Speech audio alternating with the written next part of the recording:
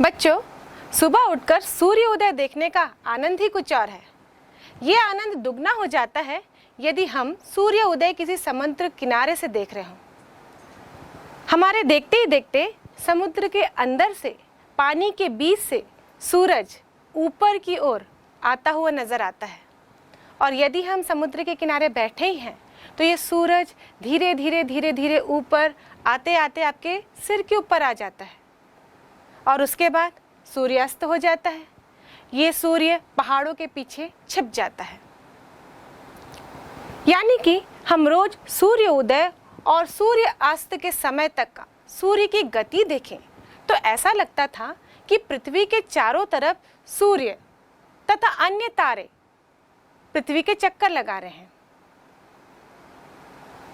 अब ये सारे पृथ्वी के चारों ओर चक्कर लगा रहे हैं, मतलब पृथ्वी में कुछ ऐसा है जो इन्हें बांध कर रखा है। मान लीजिए आपके हाथ में एक पत्थर है, आपको उसे अपने हाथ के चारों तरफ घुमाना है, तो आप क्या करेंगे? इस पत्थर में एक रस्सी लगा देंगे और हाथ से बल देंगे ताकि उस रस्सी में तनाव उत्पन्न हो और वो पत्थर आपके हाथ के चारों ओर चक्कर लगा सके। यहाँ यदि पृथ्वी के चारों तरफ सूरज और अन्य तारे चक्कर लगा रहे हैं तो यहाँ पर पृथ्वी से सूरज तक या अन्य तारों तक ऐसी तो कोई रस्सी नजर नहीं आ रही है। हम किसी भी चक्कर लगाने वाली वस्तु की गति को देखें तो उसके केंद्र से हमेशा उसको सपोर्ट, एक बल प्रदान होता है। जैसे कि हम पंखे की गति देखें, बीच में से पंखे के ब्लेड जुड़े हुए हैं और उसी सेंटर से ही उस पंखे को घूमने के लिए बल मिलता है। घड़ी के कांटे की गति देखें तो वहां पर भी केंद्र से उसको बल मिलता है घूमने के लिए। तो कोई भी वस्तु यदि किसी दूसरी वस्तु की चारों ओर गति कर रही है, इसका मतलब उस केंद्र से बल प्रदान हो रहा होगा। और ये माना जाने लगा कि पृथ्वी में जरूर कुछ ऐसा है जो सूरज और अन्य तारों को बांध के रखा है, उसको अपने चारों ओर गति करवाने के लिए बल प्रदान करता है। पर बाद में तारामंडल, सौरमंडल और ब्रह्मांड के बारे में और अध्ययन किया गया। सबसे पहले वैज्ञानिक कोपरनिकस ने सौर्य केंद्रित ब्रह्मांड के बारे में बताया। उनके अनुसार सूर्य केंद्र में है और ग्रह उनके चारों ओर गति कर रहे हैं। फिर बाद में वैज्ञानिक केपलर ने भी ग्रहों की गति के नियम बताए। वहां से हमने जाना कि पृथ्वी के चारों ओर सूर्य और अन्य तारे गति नहीं कर रहे हैं, बल्कि सूर्य के चारों तरफ पृथ्वी गति कर रही है। तो जिस बल की बात हम पृथ्वी के लिए सोच रहे थे, वही बल सूरज भी पृथ्वी तथा अन्य ग्रहों को देता होगा, जिसके कारण सारे ग्रह उस सूर्य के चारों तरफ गति कर रहे हैं। तो ये निष्कर्ष निकाला गया कि ये जो बल है केवल पृथ्वी तक ही सीमित नहीं है, बल्कि ब्रह्मांड में सूर्य, तारे तथा अन्य खगोलीय पिंडों के लिए भी ये लागू होता है और इस बल को गुरुत्वाकर्षण बल के नाम से जाना गया। सर आइजैक न्यूटन, जिन्हें फादर ऑफ फिजिक्स यानी कि भौतिकी के जनक के नाम से जाना जाता है, ये पेड़ के नीचे बैठे थे। अचानक इनके सामने पेड़ से एक सेब टूटकर नीचे गिरता हुआ दिखाई दिया। अब जब पेड़ से सेब नीचे गिरता हुआ दिखाई दिया तो उनके मन में एक सवाल आया कि जब सेब पेड़ से टूटा तो वो नीचे ही क्यों आया? ये सेब इस वायुमंडल में कहीं और भी जा सकता था, ऊपर भी जा सकता था, आगे पीछे कहीं पे भी जा सकता था, लेकिन ये टूटने पर नीचे ही क्यों आया? और इस सवाल ने सर आइजैक न्यूटन को ढेर सारे प्रयोग करने पर मजबूर कर दिया और विभिन्न प्रयोगों के बाद वो इस निष्कर्ष पर पहुंचे कि पृथ्वी में एक आकर्षण बल है, जिसके कारण पृथ्वी छोटी या बड़ी, हल्की या भारी किसी भी प्रकार की वस्तु को अपनी ओर आकर्षित कर सकती है। और इस बल को हम गुरुत्वाकर्षण बल के नाम से जानते हैं। विभिन्न प्रयोगों के आधार पर उन्होंने ब्रह्मांड में हर वस्तु, चाहे वो हल्की हो, भारी हो, छोटी हो, बड़ी हो, इनके बीच में लगने वाले आकर्षण बल के लिए नियम बताया। जिसे हम न्यूटन का सार्वत्रिक गुरुत्वाकर्षण के नियम के नाम से जानते हैं।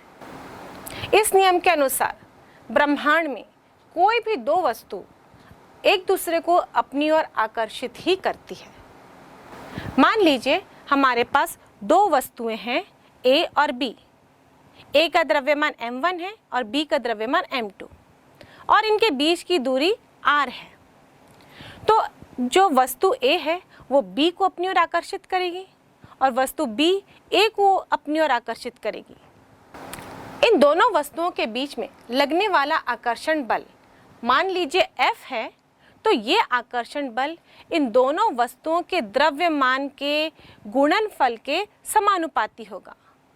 मान लीजिए A वस्तु का द्रव्यमान m1 है और B का m2, तो हम लिख सकते हैं F समानुपाती होगा m1 इंटू m2 के। न्यूटन ने अपने प्रयोग में यह भी पाया कि यह आकर्षण बल दोनों वस्तुओं की बीच की दूरी पर भी निर्भर करता है। यदि दोनों वस्तुओं के बीच की दूरी r है, तो यह आकर्षण बल इन दोनों वस्तुओं की बीच की दूरी के वर्ग के व्युत्क्रमानुपाती भी होगा। तो हम लिख सकते हैं F व्युत्क्रमानुपाती है r स्क्वायर के। अब इन दोनों समीकरणों को एक साथ लिखें तो ये होगा F समानुपाती है m1 into m2 upon r square के। अब समानुपाती का चिन्ह हटाएंगे तो एक नियतांक लिखेंगे। इस नियतांक को हम दर्शाते हैं g से, क्योंकि गुरुत्वाकर्षण को हम इंग्लिश में ग्रेविटेशन के नाम से जानते हैं। तो ग्रेविटेशनल फोर्स के नियतांक को दर्शाने के लिए हम यहाँ पर कैपिटल लेटर g का इस्तेमाल करेंगे। तो इस प्रकार न्यूटन के नियम का गणितीय रूप हो जाएगा F बराबर g m1 m2 upon r square. अब g एक सार्वत्रिक नियतांक है। ये नियतांक किन्हीं भी दो वस्तु के लिए ब्रह्मांड में किसी भी कोने में सेम रहेगा। इसके मान में कोई भी परिवर्तन नहीं होगा, इसलिए हम इसे सार्वत्रिक नियतांक कहते हैं। और g का मान होता है 6.67 इंटू 10 टू द पावर -11, जिसका मात्रक होगा न्यूटन मीटर स्क्वायर प्रति केजी स्क्वायर। तो आइए बच्चों, इस फॉर्मूले पर आधारित कुछ आंकिक प्रश्न बनाएं। ये आंकिक प्रश्न आपको एग्जाम में भी देखने को मिलेंगे। प्रश्न: सूर्य का द्रव्यमान 2 into 10 to the power 30 KG तथा पृथ्वी का द्रव्यमान 6 into 10 to the power 24 KG है। यदि पृथ्वी तथा सूर्य के बीच की औसत दूरी 1.5 into 10 to the power 11 metre है, तो सूर्य द्वारा पृथ्वी पर लगाए गए बल की गणना करें। पृथ्वी द्वारा सूर्य पर लगाए गए बल का मान क्या होगा? आइए इसका हल देखते हैं। सूर्य द्वारा पृथ्वी पर लगाया गया बल और पृथ्वी द्वारा सूर्य पर लगाया गया बल बराबर है। दोनों में से एक की गणना करने पर हमें दूसरा बल भी ज्ञात हो जाएगा। न्यूटन के सार्वत्रिक गुरुत्वाकर्षण नियम के अनुसार F बराबर g m1 m2 upon r square होता है। यहाँ पर हम m1 की जगह पृथ्वी का द्रव्यमान लिखेंगे और m2 की जगह सूर्य का द्रव्यमान लिखेंगे। इसलिए फॉर्मूला हो जाएगा F बराबर g me into ms upon r square, जहां पर me पृथ्वी का द्रव्यमान है और प्रश्न अनुसार me बराबर है 6 into 10 to the power 24 KG. ms सूर्य का द्रव्यमान है और प्रश्न अनुसार ये 2 into 10 to the power 30 KG है। r पृथ्वी तथा सूर्य के बीच की औसत दूरी है और प्रश्न अनुसार ये 1.5 into 10 to the power 11 metre है। अब g का मान प्रश्न में नहीं दिया है, पर बच्चों मैंने आपको बोला था कि g का मान हमेशा याद रहना चाहिए, क्योंकि सार्वत्रिक गुरुत्वाकर्षण नियतांक है। तो g बराबर लिखेंगे 6.67 into 10 to the power -11 newton metre square प्रति केजी स्क्वायर। अब ये सारे मान को हम सूत्र में रख सकते हैं।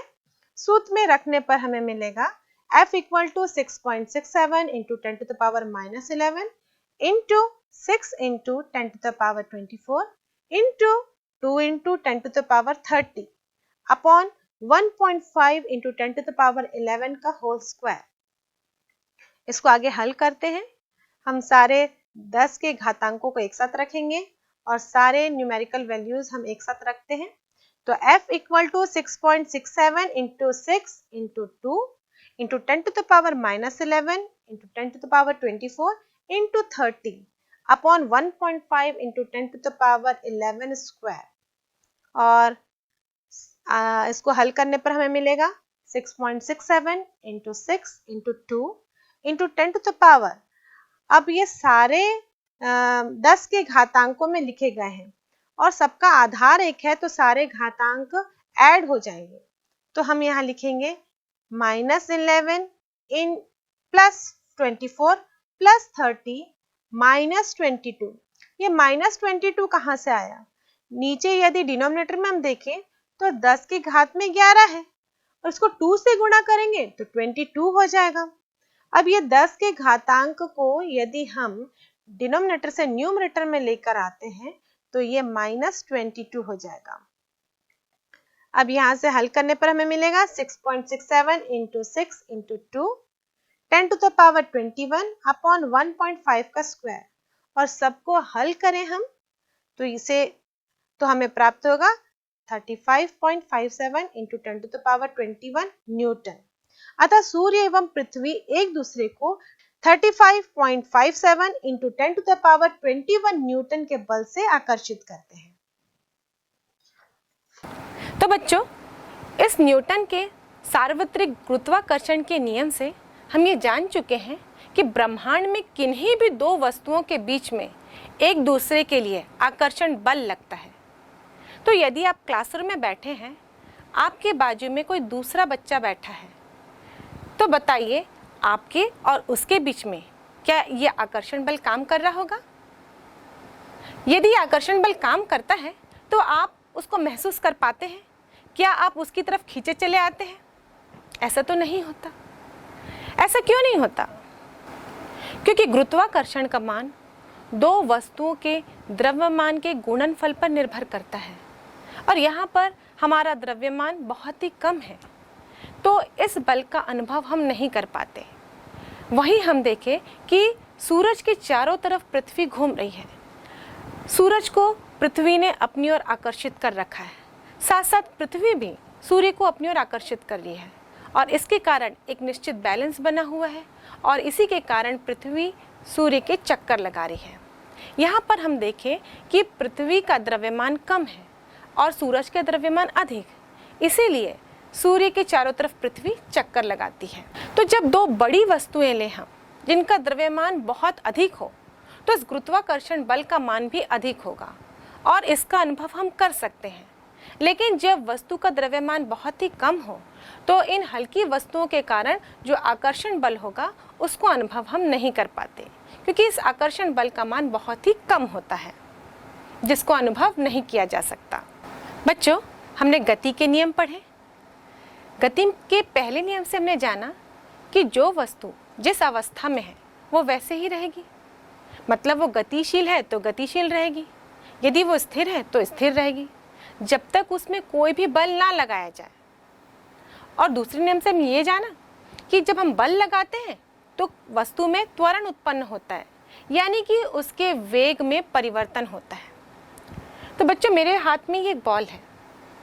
अब इस बॉल को मैं एक निश्चित स्थिति में रख देती हूँ और उसके बाद इस पर कोई बल नहीं लगाती, इसे मैं अपने हाथों से छोड़ दूंगी। तो देखते हैं ये बल हवा में रहेगी क्या? जैसे कि जादूगर दिखाते हैं, किसी भी वस्तु को हवा में लटका देते हैं। तो चलो ये जादू हम भी करके देखें। आज इस बॉल को हम एक निश्चित स्थिति पे हवा में लटका कर देखते हैं।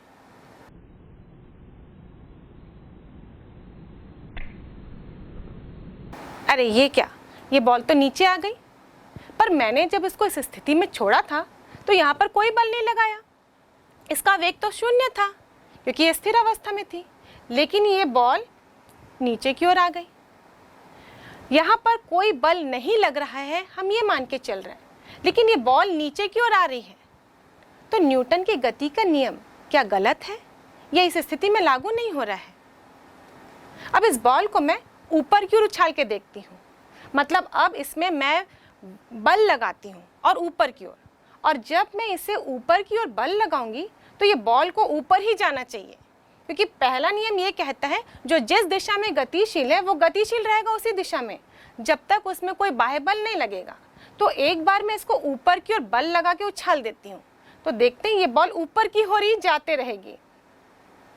तो इस बॉल पर बल लगा के इसे ऊपर की ओर उछालती हूँ।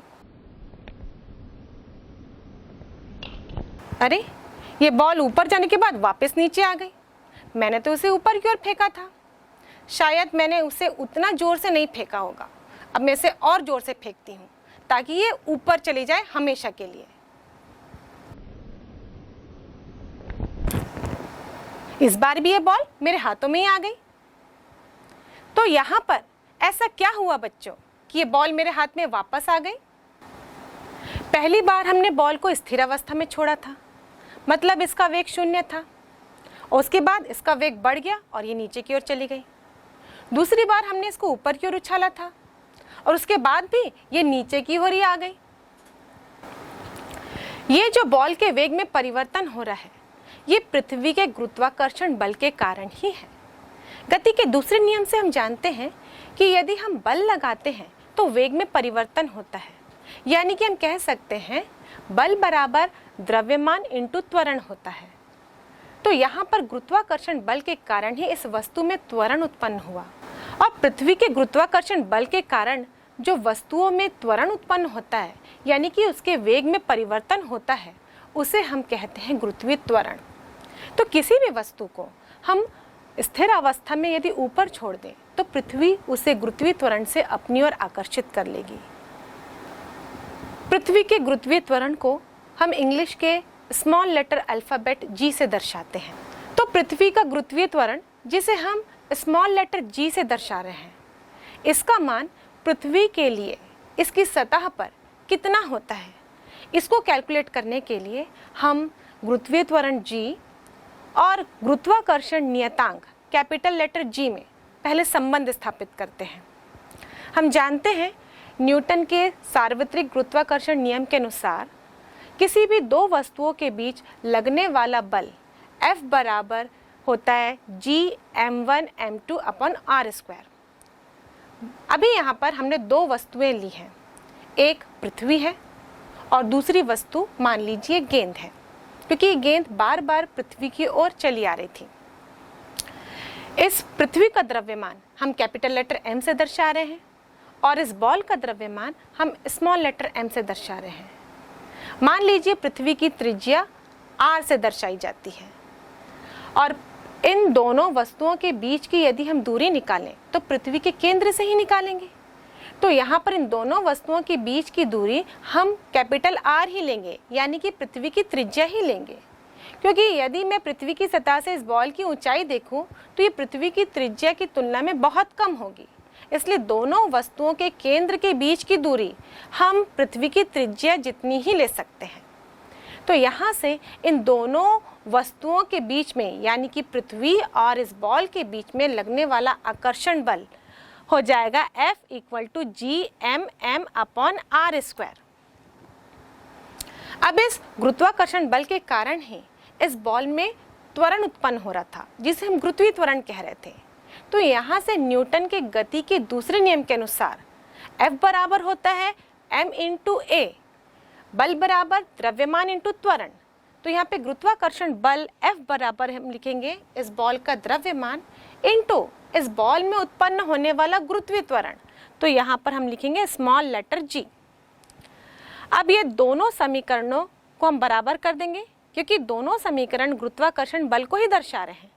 तो यहाँ से होगा mg बराबर Gmm अपॉन r²।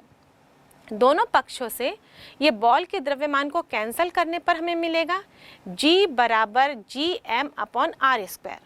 और ये संबंध है स्मॉल लेटर G, यानी कि पृथ्वी का गुरुत्वीय त्वरण, और कैपिटल लेटर G, यानी कि गुरुत्वाकर्षण का सार्वत्रिक नियतांक। इस सूत्र से हम गुरुत्वीय त्वरण का मान पृथ्वी की सतह के लिए ज्ञात कर सकते हैं। इस सूत्र में हमको कैपिटल लेटर G का मान मालूम है, ये सार्वत्रिक नियतांक है, ये सभी वस्तु के लिए सभी जगह पर ब्रह्मांड के हर कोने पर सेम रहेगा, नियत रहेगा। तो g बराबर हम लिखेंगे 6.67 इंटू 10⁻⁻11 न्यूटन मीटर स्क्वायर प्रति केजी स्क्वायर। पृथ्वी का द्रव्यमान का मान लिखते हैं, ये होता है 6 इंटू 10⁻24 kg। और पृथ्वी की त्रिज्या होती है, ये बच्चों आपको हमेशा याद रखना पड़ेगा, क्योंकि जब आंकिक प्रश्न आते हैं तो ये मान कभी कभी नहीं दिए जाते, तो इन आंकिक मानों को आपको याद रखना ज़रूरी है। पृथ्वी की त्रिज्या 6400 किलोमीटर होती है। यदि मीटर में देखें तो 64 लाख मीटर होती है। यहाँ पर हम पृथ्वी की त्रिज्या को लिखेंगे 6.4, हमने यहाँ दशमलव के रूप में लिखा, इंटू 10⁻6 मीटर। अब ये सारा मान इस फॉर्मूले में रखकर जब हम कैलकुलेशन करते हैं तो यहाँ से गुरुत्वीय त्वरण का मान प्राप्त होता है 9.81 मीटर प्रति वर्ग सेकेंड। और यदि इसको सेंटीमीटर में देखें तो 981 सेंटीमीटर प्रति वर्ग सेकेंड होता है। जब हम आंकिक प्रश्न बनाते हैं तो कभी कभी प्रश्नों को हल करने के लिए 9.8 के स्थान पर 10 मीटर प्रति वर्ग सेकंड भी लेते हैं। पर जब हमको प्रश्न में दिया जाता है कि हमको g का मान 10 लेना है तभी हम लेंगे। अगर प्रश्न में नहीं दिया जाता तो हम g का मान 9.8 लेकर ही उस प्रश्न को हल करेंगे। बच्चों, गुरुत्वीय त्वरण के इस सूत्र से हमने जाना कि गुरुत्वीय त्वरण का मान ये बॉल के द्रव्यमान पर निर्भर नहीं कर रहा था। इस सूत्र में कहीं पर भी इस बॉल का यानी कि अन्य वस्तु का द्रव्यमान शामिल नहीं है। तो पृथ्वी का द्रव्यमान और पृथ्वी की त्रिज्या ही इस गुरुत्वीय त्वरण के मान को प्रभावित करते हैं। तो बच्चों, गुरुत्वीय त्वरण के इस सूत्र को देखने के बाद आप मेरे एक प्रश्न का जवाब दीजिए।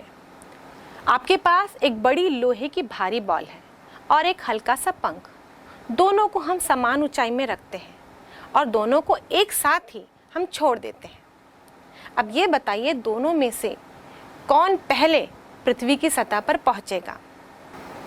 तो बच्चों, इस प्रश्न का आंसर आप अपने दिमाग में सोचिए और इसको समझने के लिए हम एक एक्टिविटी करते हैं।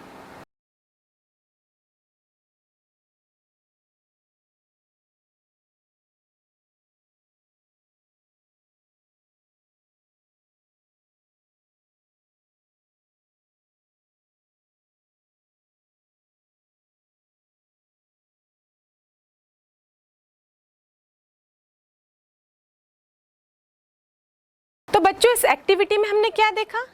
ये भारी लोहे की बॉल और ये पंख, ये दोनों एक ही साथ पृथ्वी की सतह पर पहुंचते हैं और पहुंचेंगे भी, क्योंकि पृथ्वी की सतह के लिए गुरुत्वीय त्वरण का मान 9.81 मीटर प्रति सेकंड स्क्वायर है और ये किसी भी वस्तु पर उतना ही होगा, चाहे वस्तु हल्की हो चाहे वस्तु भारी हो।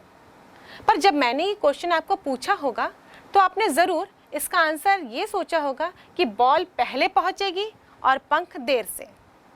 और जब हम ये एक्टिविटी अपने क्लासरूम में या घर में करके देखेंगे तो होगा यही, बॉल पहले पहुंचेगी और पंख बाद में। फिर जो एक्टिविटी हमने किया और जो आप कर रहे हैं, इन दोनों में क्या फ़र्क है? क्योंकि हमने यहाँ पर जो एक्टिविटी की वो निर्वात में की गई एक्टिविटी थी, यहाँ पर हवा नहीं थी, इसीलिए यहाँ पर केवल पृथ्वी के गुरुत्वीय त्वरण का ही प्रभाव पड़ा और दोनों वस्तुएं एक साथ ही आकर नीचे पृथ्वी की सतह पर मिले। लेकिन जो हम एक्टिविटी अपने घर में या क्लासरूम में करते हैं तो हम तो वायुमंडल में हैं, हमारे चारों ओर हवा की परत है और जब दोनों वस्तुएं गिरेंगी तो यहाँ पर हवा के द्वारा घर्षण बल भी काम करेगा और उसके कारण ही यहाँ पर लोहे की बल नीचे आ जाएगी और इस हवा की मौजूदगी के कारण ही आपके द्वारा किया गया क्रियाकलाप में अलग रिजल्ट निकलता है। यहाँ पर वो लोहे की बॉल पहले आ गिरती है और पंख बाद में। तो हम भी यदि इस एक्टिविटी को वायु में करें तो हमको वही रिजल्ट मिलेगा जो आपको मिला था। तो इस एक्टिविटी को हम वायु में एक बार देखते हैं। तो इस सूत्र में कहीं पर भी हवा के प्रभाव का कोई जिक्र नहीं है, इसीलिए हमारे प्रयोग के परिणाम और इन सैद्धांतिक परिणाम दोनों अलग अलग हो जाते हैं। इसके अलावा बच्चों, यदि हम इस सूत्र से देखें तो गुरुत्वीय त्वरण का मान r पर निर्भर कर रहा है। तो हम यूँ कह सकते हैं कि अलग अलग जगह पर गुरुत्वीय त्वरण का मान पृथ्वी की सतह पर ही अलग अलग हो सकता है। अब आप सोच रहे होंगे r तो पृथ्वी की त्रिज्या है और त्रिज्या तो पृथ्वी के लिए सब जगह पर एक होगी, लेकिन पृथ्वी को हम गोल मानते हैं, पृथ्वी गोल नहीं है। यदि पृथ्वी को देखा जाए तो वो ध्रुवों पर चपटी है, यानी इसका आकार संतरे जैसा है। जब ये ध्रुवों पर चपटी है तो ध्रुवों पर इसकी त्रिज्या कम होगी और भूमध्य रेखा पर इसकी त्रिज्या सबसे अधिक होगी। तो इस सूत्र से देखें और इसीलिए भूमध्य रेखा पर पृथ्वी की त्रिज्या अधिक होगी और ध्रुवों पर पृथ्वी की त्रिज्या कम होगी। और सूत्र से देखें हम तो गुरुत्वीय त्वरण का मान r के वर्ग के व्युत्क्रमानुपाती है, यानी कि r में परिवर्तन होगा तो g के मान में तेजी से परिवर्तन होगा, वो भी व्युत्क्रमानुपाती। तो त्रिज्या अधिक होगी, उस स्थिति में गुरुत्वीय त्वरण का मान कम होगा, और त्रिज्या कम होगी, उस स्थिति में गुरुत्वीय त्वरण का मान अधिक होगा। मतलब भूमध्य रेखा पर त्रिज्या अधिक होने के कारण वहाँ पर गुरुत्वीय त्वरण का मान कम होता है, जबकि ध्रुवों पर त्रिज्या कम होने के कारण वहाँ पे गुरुत्वीय त्वरण का मान भूमध्य रेखा की तुलना में अधिक होगा। इसके अलावा यदि हम पृथ्वी की सतह से ऊंचाई में जाएं या फिर पृथ्वी की सतह से हम गहराई में जाएं, तब भी गुरुत्वीय त्वरण के मान में परिवर्तन होता है। चाहे हम ऊंचाई में जाएं चाहे गहराई में जाएं, पृथ्वी के गुरुत्वीय त्वरण का मान सदैव घटता है। इसलिए जब हम बहुत ऊंचाई में चले जाएं या यूं कहें अनंत में चले जाएं, तो वहाँ पे पृथ्वी के गुरुत्वीय त्वरण का मान या पृथ्वी के द्वारा आकर्षण बल हमें महसूस नहीं होगा। इसके कारण वस्तु में गुरुत्वीय त्वरण उत्पन्न नहीं होगा। वैसे ही यदि हम पृथ्वी की सतह से गहराई में जाएं और इसके केंद्र में पहुंच जाएं, उस स्थिति में भी गुरुत्वीय त्वरण का मान 0 होता है। अब बच्चों बात करते हैं वस्तु के भार की। यदि एक वस्तु भारी है और एक वस्तु हल्की है, इसका मतलब भारी वस्तु का द्रव्यमान अधिक होगा जबकि हल्की वस्तु का द्रव्यमान कम होगा। ये द्रव्यमान वस्तु में पदार्थ की मात्रा होती है, यानी कि जिस वस्तु का द्रव्यमान अधिक है उसमें पदार्थ की मात्रा अधिक होगी और जिस वस्तु का द्रव्यमान कम है उसमें पदार्थ की मात्रा कम होगी। अब यह वस्तु का भार क्या होता है? एक्चुअली भार एक बल है, एक ऐसा बल जिससे कि पृथ्वी उस वस्तु को अपनी ओर आकर्षित करती है।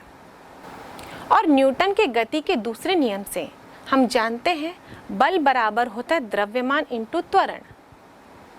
यहाँ पर वस्तु में जो पृथ्वी के गुरुत्वाकर्षण के कारण त्वरण उत्पन्न हो रहा था, हम उसे गुरुत्वीय त्वरण के नाम से जानते हैं। और ये जो बल है, आकर्षण बल, जिसके कारण पृथ्वी इस वस्तु को अपनी ओर आकर्षित कर रही है, ये आकर्षण बल के कारण ही वस्तु का भार होता है। इसलिए हम यहाँ पर लिख सकते हैं भार यानी कि वेट W बराबर m इंटू G, यानी कि वस्तु का भार दो कारकों पे निर्भर कर रहा है। पहला तो वस्तु का द्रव्यमान और दूसरा गुरुत्वीय त्वरण। यानी कि गुरुत्वीय त्वरण का मान में परिवर्तन हो तो एक ही वस्तु का भार दो अलग अलग पिंडों में अलग अलग हो सकता है। अब बच्चों हम बात करते हैं चंद्रमा के गुरुत्वीय त्वरण की। चंद्रमा का द्रव्यमान 7 इंटू 10⁻22 kg होता है, जबकि चंद्रमा की त्रिज्या r बराबर 1700 किलोमीटर है। तो चंद्रमा के गुरुत्वीय त्वरण का मान सूत्र से कैलकुलेट करें तो 1.625 मीटर प्रति वर्ग सेकंड होता है और पृथ्वी का गुरुत्वीय त्वरण का मान 9.81 मीटर प्रति सेकंड स्क्वायर होता है। इसका मतलब चंद्रमा के गुरुत्वीय त्वरण के मान को यदि पृथ्वी के गुरुत्वीय त्वरण के मान से कंपेयर करें तो वो कम है, या यूं कहें कि ये पृथ्वी के गुरुत्वीय त्वरण के मान का 1/6 गुना है। यानी कि 9.81 अपॉन 6 करें तो लगभग 1.625 के आसपास ही आएगा। यदि पृथ्वी पर किसी वस्तु का भार 60 किलो है और उसी वस्तु को हम चंद्रमा पर ले जाएं तो उसका भार वहां पर कितना होगा? वस्तु तो वही है, यानी कि वस्तु का द्रव्यमान पृथ्वी पे और चंद्रमा में समान रहेगा, क्योंकि द्रव्यमान पदार्थ की मात्रा है। लेकिन पृथ्वी के गुरुत्वीय त्वरण का मान और चंद्रमा के गुरुत्वीय त्वरण का मान अलग अलग है। चंद्रमा के गुरुत्वीय त्वरण का मान पृथ्वी के गुरुत्वीय त्वरण के मान का 1/6 गुना है। तो जो वस्तु पृथ्वी पर 60 किलो भार बता रही है, यदि हम चंद्रमा में उसका भार निकालें तो वो 60/6 हो जाएगा, यानी कि चंद्रमा में उसका भार 10 किलो हो जाएगा। बच्चों, जब मैंने बॉल को उछाला था, ऊपर की ओर उसे फेंका था बल लगाकर, तो वो कुछ देर तो ऊपर गई, उसके बाद वो वापस नीचे की ओर आने लगी और मेरे हाथ पे आ गिरी। यदि इस बॉल को मैं सीधे ऊपर ना फेंककर किसी कोण में फेंकती तो उस समय वो मेरे हाथ पे नहीं आती, बल्कि किसी अन्य जगह पर जाके गिरती। इस समय भी बॉल कुछ ऊंचाई तो तय करती, पर ऊंचाई के साथ साथ ये दूरी तय करते हुए किसी अन्य स्थान पर जा गिरती। जैसे कि फुटबॉल में आपने देखा होगा, जब खिलाड़ी बॉल को किक मारता है तो बॉल उछलती हुई हवा में ऊंचाई तो तय करती है, पर वो किसी अन्य स्थान पर जाकर गिरती है। जब शुरुआत में हमने बॉल को किक मारी थी या उछाला था, उस समय में हमने बॉल पर बल लगाया था, यानी कि बॉल को वेग दिया था, जिसके कारण बॉल कुछ दूर तक तो ऊपर की ओर आगे बढ़ी। यहाँ पर हवा के कारण घर्षण हो रहा था। इस घर्षण के कारण जो वेग हमने दिया था उसके मान में कमी आने लगी। साथ ही पृथ्वी का गुरुत्वाकर्षण बल भी काम कर रहा था।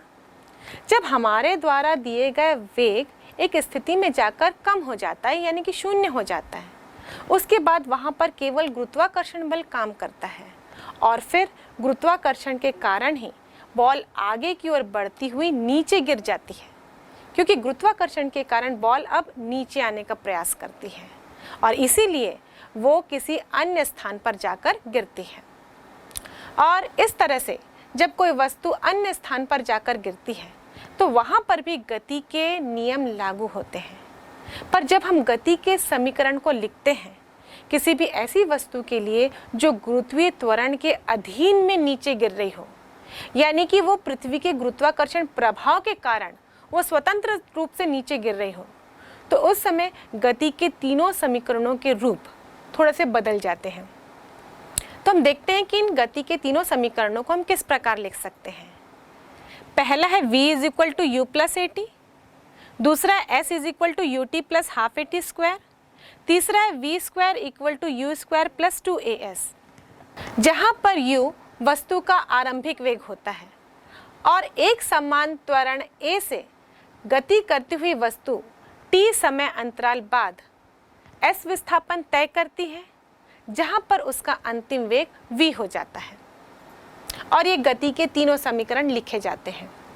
अब मान लीजिए वस्तु को किसी स्थिति से ऊपर से छोड़ा जा रहा है, गुरुत्व के अधीन वस्तु नीचे की ओर आ रही है। यहाँ पर हम देखें तो वस्तु का गुरुत्वीय त्वरण का मान g होगा, तो हम त्वरण a के स्थान पर g लिखेंगे। जो विस्थापन होगा वो वस्तु के द्वारा तय की गई ये दूरी है, या यूं कह सकते हैं ये ऊंचाई ही है, तो हम s के स्थान पर यानी विस्थापन के स्थान पर हम इस वस्तु की ऊंचाई लिखेंगे जहां से इसे गिराया जा रहा है, यानी कि h लिखेंगे। तो ये गति का समीकरण ऐसा हो जाएगा, v is equal to you plus g t, h is equal to U T plus half g t square, तीसरा v square is equal to you square plus 2gh। और ये तीनों ही समीकरण हम न्यूमेरिकल क्वेश्चंस में यूज करते हैं। तो आइए इन तीनों समीकरणों के आधार पर कुछ आंकिक प्रश्न बनाते हैं। पहला प्रश्न, 20 मीटर ऊंची मीनार की चोटी से एक पत्थर छोड़ा जाता है, पृथ्वी की सतह पर पहुंचने से पहले उसका वेग क्या होगा?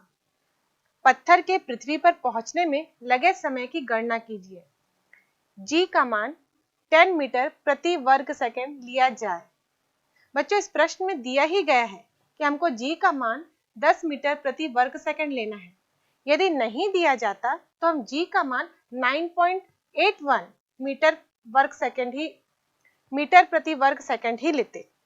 तो यहाँ प्रश्न अनुसार देखते हैं क्या क्या दिया गया है। मीनार की ऊंचाई h बराबर 20 मीटर है। पत्थर का प्रारंभिक वेग u बराबर 0, क्योंकि पत्थर को केवल मीनार की ऊंचाई से छोड़ा जा रहा है, फेंका नहीं जा रहा। इसका मतलब पत्थर स्टार्टिंग में स्थिर अवस्था में है, इसलिए उसका वेग 0 लिया गया है। g बराबर 10 मीटर प्रति वर्ग सेकेंड। अब यहाँ पर हमको पृथ्वी की सतह पर पहुंचने से पहले वेग की गणना करनी है। हम यहाँ पर गति के दूसरे समीकरण का इस्तेमाल करेंगे। s बराबर ut plus half gt square. वैसे गति का दूसरा समीकरण हाफ at स्क्वायर होता है, लेकिन यहाँ पर वस्तु या पत्थर पृथ्वी के गुरुत्वीय त्वरण के कारण नीचे की ओर आ रही है, इसलिए हम a के स्थान पर g लिखेंगे। मीनार की ऊंचाई ही वस्तु द्वारा तय की गई दूरी होगी, इसलिए यहाँ पर विस्थापन के स्थान पर हम मीनार की ऊंचाई यानी s लिखेंगे। तो ये हो जाएगा 20 equal to 0 into t plus half at square, और यहाँ से 5t स्क्वायर बराबर 20, t स्क्वायर बराबर 4 और t बराबर 2 सेकेंड। अतः वस्तु को पृथ्वी पर पहुंचने में लगा समय 2 सेकेंड का है। अब इस समय के आधार पर ही हम देखेंगे कि पत्थर का वेग कितना होगा। पत्थर का वेग ज्ञात करने के लिए हम गति के पहले समीकरण का इस्तेमाल करेंगे, v equal to you plus A t. यहाँ पर फिर से हम a के स्थान पर g लिखेंगे, तो पहला समीकरण बन जाएगा v equal to you plus g t. u बराबर 0 है, g का मान 10 और समय 2 सेकेंड। अब इसे कैलकुलेट करने पर हमें मिलेगा 20 मीटर प्रति सेकेंड। अतः पृथ्वी पर पहुंचने से पहले पत्थर की चाल 20 मीटर प्रति सेकेंड होगी। प्रश्न दूसरा, ऊर्ध्वाधर दिशा में ऊपर की ओर फेंकी गई एक गेंद 6 सेकंड में फेंकने वाले के पास लौट आती है। बताओ गेंद किस वेग से ऊपर फेंकी गई होगी? गेंद की अधिकतम ऊंचाई क्या थी और 4 सेकंड पश्चात गेंद की स्थिति। इस प्रश्न में हमको 3 चीजें ज्ञात करनी है। हम एक एक करके इस प्रश्न को हल करेंगे। सबसे पहले देखते हैं प्रश्न में दिया क्या गया है। गेंद का प्रारंभिक वेग ये हमें ज्ञात करना है, ये मालूम नहीं है। गेंद का अंतिम वेग ये भी प्रश्न में नहीं दिया गया है, लेकिन ये जरूर बताया गया है कि बॉल वापस लौट आती है, इसीलिए उसका अंतिम वेग 0 हो जाएगा। तो हम लिखेंगे v बराबर 0 मीटर प्रति सेकेंड। गेंद को ऊपर जाने में लगने वाला समय 3 सेकेंड होगा, क्योंकि यहाँ बताया गया है कि गेंद टोटल 6 सेकेंड का समय ले रही है ऊपर जाकर वापस नीचे आने में, और जितना समय ऊपर जाने में लगेगा उतना समय नीचे आने में भी लगेगा। तो ये जो 6 सेकेंड है ये इस गेंद के द्वारा लिया गया कुल समय है। तो हम यहाँ पर ऊपर जाने में लगने वाला समय 3 सेकेंड लेंगे और ऊपर से नीचे आने में लगने वाला समय भी 3 सेकेंड लेंगे। वस्तु प्रथम 3 सेकेंड में ऊपर जाएगी, फिर अगले 3 सेकेंड में नीचे आएगी। अतः गेंद को पूरी दूरी तय करने में लगने वाला समय 6 सेकेंड हो जाएगा। गेंद का वेग हम गति के पहले समीकरण से निकालेंगे, v equal to you plus A t. यहाँ पर हम लिखेंगे v is equal to u minus g t, क्योंकि यहाँ पर गेंद ऊपर की ओर जा रही है, यानी कि पृथ्वी के गुरुत्वीय त्वरण के विपरीत जा रही है, इसलिए हमने a के स्थान पर g लिखा है और साथ ही माइनस चिन्ह का भी इस्तेमाल किया है। अब ये सारे मान इस समीकरण में रखने पर हमें मिलेगा 0 बराबर u माइनस 10 इंटू 3 और u बराबर 30 मीटर प्रति सेकेंड। अब हम इस प्रश्न का अगला पार्ट हल करेंगे, गेंद की अधिकतम ऊंचाई।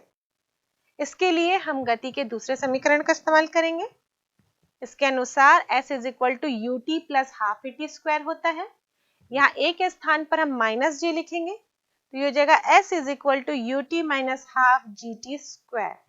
यहाँ जो विस्थापन है वही ऊंचाई कहलाएगी, क्योंकि इस तरीके से जब किसी भी गेंद को ऊपर से नीचे छोड़ा जाता है या नीचे से ऊपर फेंका जाता है, तो उसके द्वारा तय की गई दूरी या विस्थापन ही वस्तु की ऊंचाई होती है। इसलिए हमने यहाँ पर गति के दूसरे समीकरण का इस्तेमाल किया था। अब सारे मान को इस समीकरण में रखते हैं। 30 इंटू 3 माइनस 1/2 इंटू 10 इंटू 3 का स्क्वायर करेंगे, तो ये हो जाएगा 90 माइनस 45 और ये हो जाएगा 45 मीटर। तो इस प्रकार वस्तु द्वारा तय की गई अधिकतम ऊंचाई 45 मीटर होगी। अब वापस आते समय 1 सेकंड में वस्तु द्वारा तय की गई दूरी कितनी होगी ये ज्ञात करते हैं, क्योंकि हमको यहाँ बोला जा रहा है 4 सेकंड पश्चात गेंद की स्थिति।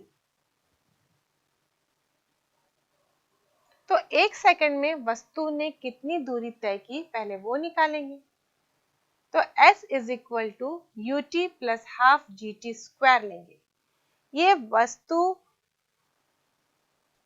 के वापस आते समय 1 सेकंड में तय की गई दूरी है।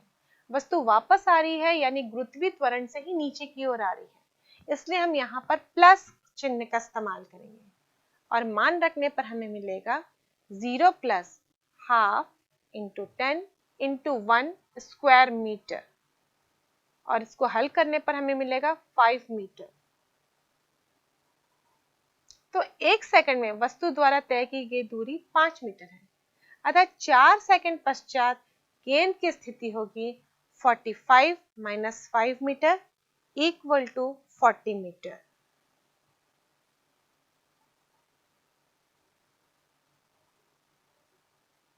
बच्चों, मेरे पास ये लकड़ी की एक स्केल है।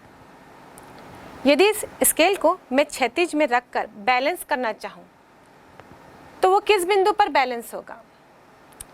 यदि मैं इसको एक किनारे में पकड़ूं तो ये स्केल लटक जाएगी, दूसरे किनारे पर पकड़ूं तो ये स्केल इस साइड लटक जाएगी। इन दोनों बिंदुओं के बीच में कहीं ना कहीं कोई एक ऐसा बिंदु होगा जहां से मैं यदि स्केल को सपोर्ट दूं, इसे लटकाऊं या फिर इसे सपोर्ट दूं, तो ये बिल्कुल क्षैतिज रहेगा।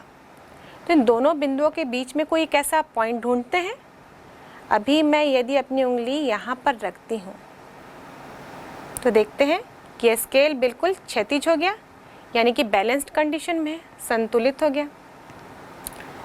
अब यहाँ पर जब मैंने इसे सपोर्ट दिया तो ये संतुलित क्यों हो गया? क्योंकि इस पूरे स्केल का भार इस बिंदु पर केंद्रित था, या यूं कह सकते हैं कि हर वस्तु में एक ऐसा बिंदु होता है जहां पर उसका पूरा भार केंद्रित होता है, और उसी भार को यदि हम आधार दें, सपोर्ट दें, तो वहां से वस्तु संतुलित हो जाती है। अब इस वस्तु को जब हम क्षैतिज रखते हैं तो इसके हर बिंदु पर गुरुत्वीय बल कार्य करता है। इस स्केल में एक ऐसा बिंदु होगा जहां पर लगने वाला गुरुत्वीय बल इस स्केल के प्रत्येक बिंदु पर लगने वाले गुरुत्वीय बल का रिजल्टेंट होगा, यानी कि परिणाम होगा।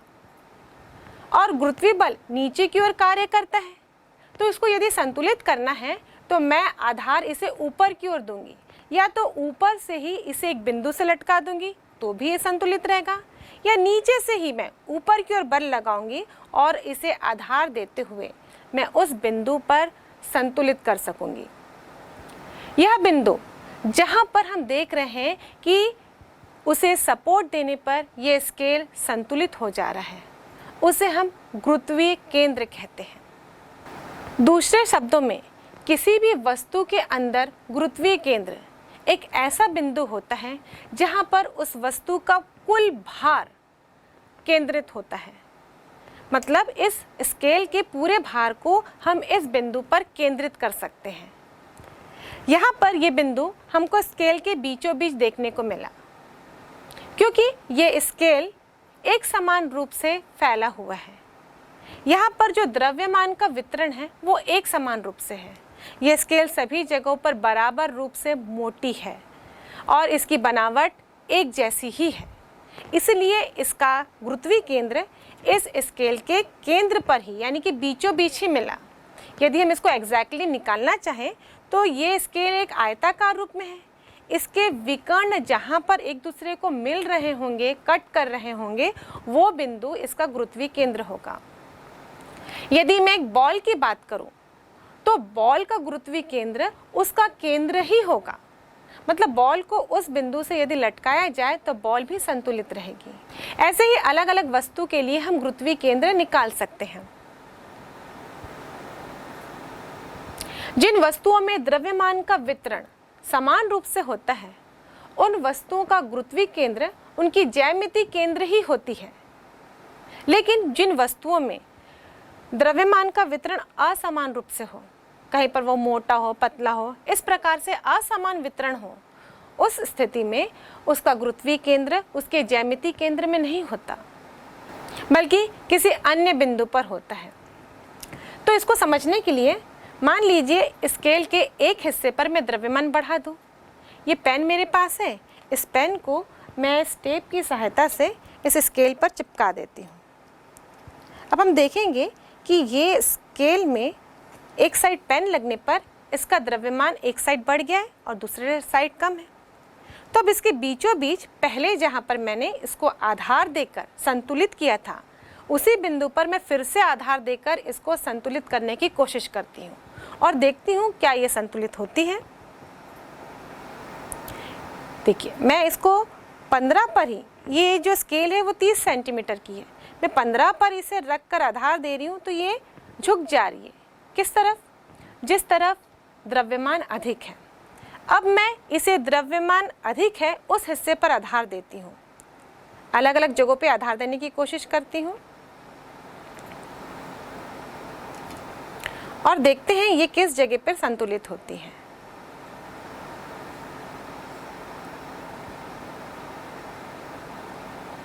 अब देख सकते हैं बच्चों कि ये अब अन्य किसी स्थान पर संतुलित हुई। पहले 15 पर संतुलित हुई थी, अब 12 सेंटीमीटर पर मैं अपनी उंगली रखी हूँ तो ये संतुलित हुई है। मतलब अब इसका गुरुत्वीय केंद्र अधिक द्रव्यमान की ओर शिफ्ट हो गया। जिस हिस्से पे द्रव्यमान अधिक है वहाँ का भार भी अधिक होगा, या यूँ कहें कि ये अधिक भार की ओर शिफ्ट हो गया। और इसी कॉन्सेप्ट से जुड़े कई उदाहरण हम अपने दैनिक जीवन में भी देखते हैं। बच्चों, आपने अपने गली मोहल्ले में नट को रस्सी पर करतब दिखाते देखा है। एक ऊंचाई पर रस्सी बंधी होती है जिसमें कि छोटे छोटे बच्चे या फिर कभी बड़े बच्चे भी उस पर आसानी से चल लेते हैं। जब वो रस्सी पे चलते हैं तो अपना संतुलन बनाए रखने के लिए एक लंबी सी लकड़ी का इस्तेमाल करते हैं। ये लंबी सी लकड़ी में द्रव्यमान का वितरण एक समान होता है और जब वो लंबी सी लकड़ी को हाथों में पकड़ते हैं और ऊपर की ओर लाते हैं तो उनके शरीर का द्रव्यमान केंद्र ऊपर की ओर शिफ्ट हो जाता है। बच्चों, यदि हम अपने शरीर की बनावट देखें तो हमारे शरीर का द्रव्यमान केंद्र कहाँ होता है? हमारे शरीर का द्रव्यमान केंद्र हमारी नाभि में होता है। यदि किसी को हम नाभि की सहायता से संतुलित करने की कोशिश करें तो क्षैतिज में उसका पूरा शरीर संतुलित हो सकता है। तो जब नट इस लंबी लकड़ी को अपने हाथ में लेते हैं तो लकड़ी के द्रव्यमान के कारण उसके शरीर के ऊपरी हिस्से का द्रव्यमान भी बढ़ जाता है और इसीलिए ये गुरुत्वीय त्वरण भी ऊपर की ओर शिफ्ट हो जाता है, जिसके कारण ये नट आसानी से इस रस्सी पर बैलेंस बनाकर चल लेते हैं। तो बच्चों, यदि आप अपने आसपास ऐसे उदाहरण देखें जिनमें वस्तुएं संतुलन की स्थिति में हों तो ज़रूर इस पर सोचिए और चर्चा करिए कि इन वस्तुओं का गुरुत्वीय केंद्र कहाँ पर होगा।